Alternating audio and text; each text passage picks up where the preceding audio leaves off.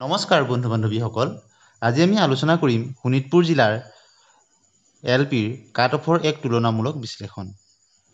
এই ক্ষেত্ৰত আমি যোৱা বছৰৰ মেধা তালিকাখন আৰু এই বছৰৰ ভেকেন্সি লিষ্ট আৰু আপোনালোকৰ পৰা বিভিন্ন ভিডিঅ'ৰ যোগেদি আপোনালোকৰ নম্বৰসমূহ যি লৈছিলোঁ সেই সকলোখিনি তথ্য আমি চালি জাৰি চাই এক সামগ্ৰিক বিশ্লেষণ আপোনালোকলৈ আগবঢ়াই দিবলৈ লৈছোঁ। প্ৰথমবাৰৰ কাৰণে ভিডিঅ'টো চাইছে যদি চেনেলটো ছাবস্ক্ৰাইব কৰি দিব, ভাল পালে লাইক আৰু শ্বেয়াৰ কৰি দিব আৰু আপোনালোকৰ মতামত কমেণ্ট ছেকশ্যনত ভদ্ৰভাৱে জনাবলৈ নাপাহৰিব। আপোনালোকে নিশ্চয় জানে এইবাৰ এলপিৰ ক্ষেত্ৰত শোণিতপুৰ জিলাত মুঠ 366টা পোষ্ট ওলাইছে আৰু আটাইতকৈ বেছি পোষ্ট ওলোৱা জিলা হিচাপে শোণিতপুৰ জিলা মষ্ট ট্ৰেণ্ডিঙত আছিল আবেদনৰ সময়ত আৰু বহুতেই শোণিতপুৰ জিলাত মেধা তালিকাত তেওঁলোকৰ নাম আহিব বুলি বহু আশাৰে বাট চাই আছে। এতিয়া আমি প্ৰথমে আলোচনা কৰিম শোণিতপুৰ জিলাৰ ক্ষেত্ৰত OBC আৰু MOBCৰ কাট অফৰ বিষয়ে।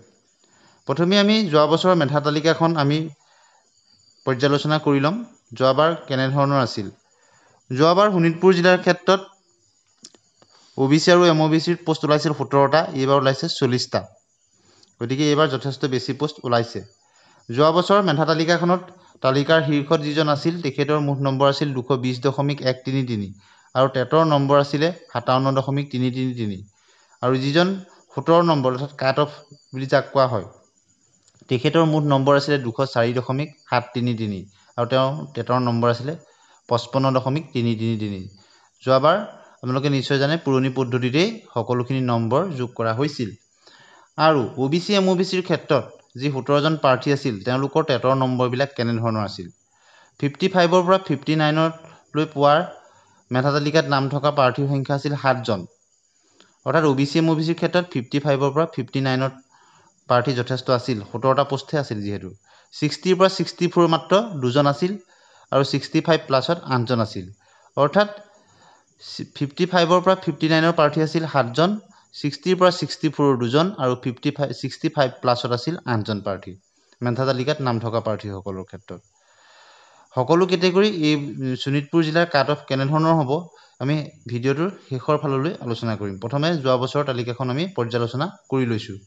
এতিয়া আমি চাম SCৰ ক্ষেত্ৰত। SCৰ ক্ষেত্ৰত যোৱাবাৰ 13টা পোষ্ট ওলাইছিল আৰু এই বছৰ ওলাইছে 24টা পোষ্ট, প্ৰায় দুগুণ পোষ্ট ওলাইছে।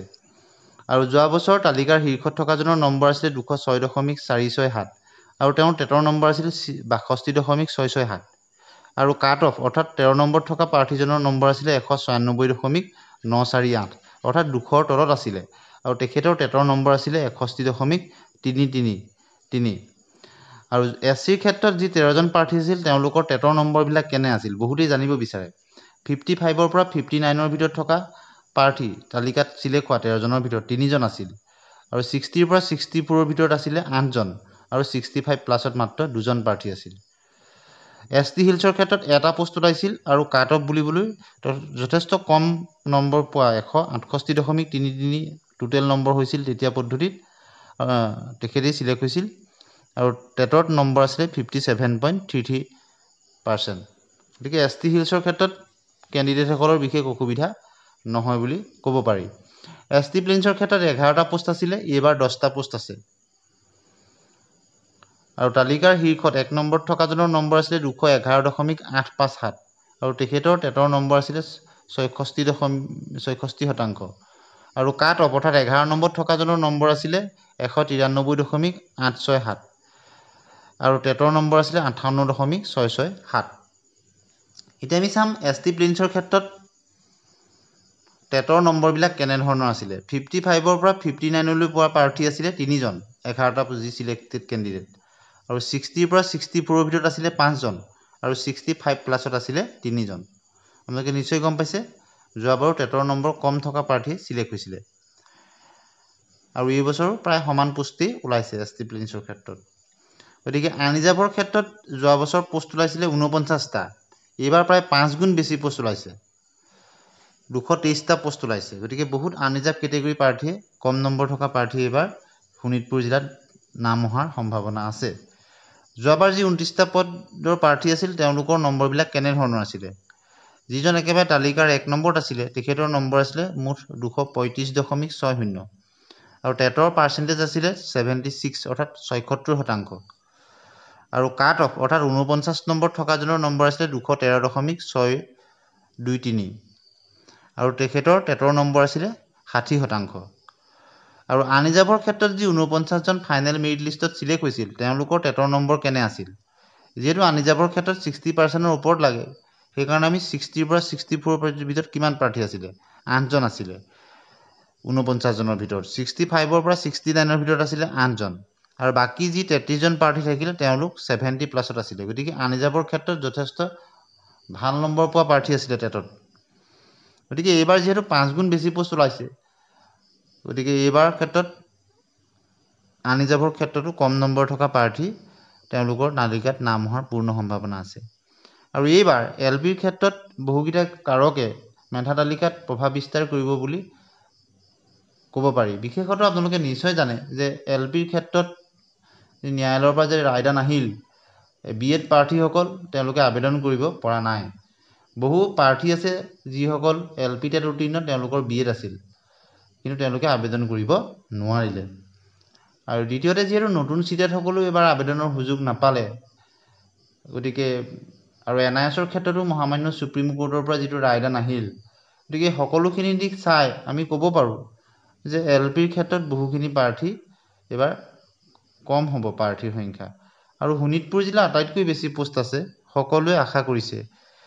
গতিকে সকলোখিনি দিশ যদি আমি চাওঁ, কাট অফ কেনেধৰণৰ হ'ব পাৰে, আমি এইটো কাট অফ বুলি নকওঁ, কেনেধৰণৰ এখন দৃশ্যপট আমি মেধা তালিকাত দেখিব পাৰোঁ।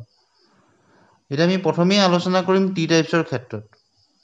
আপোনালোকে নিশ্চয় জানে যে টি টাইপছৰ ক্ষেত্ৰত এইবাৰ প্ৰথমবাৰৰ কাৰণে ৰিজাৰ্ভেশ্যন আহিছে আৰু 23টা পোষ্ট আছে।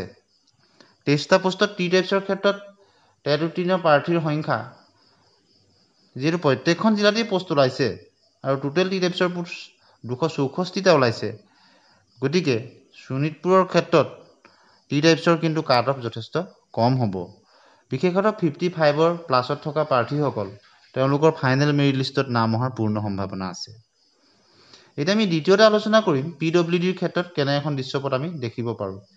245টা পোষ্ট আছে PWDৰ ক্ষেত্ৰত, যথেষ্ট পোষ্ট প্ৰায়বিলাক জিলাতেই ওলাইছে, সকলো জিলাতেই ওলাইছে। গতিকে PWDৰ ক্ষেত্ৰত 27টা পোষ্ট ওলাইছে, যথেষ্ট পোষ্ট।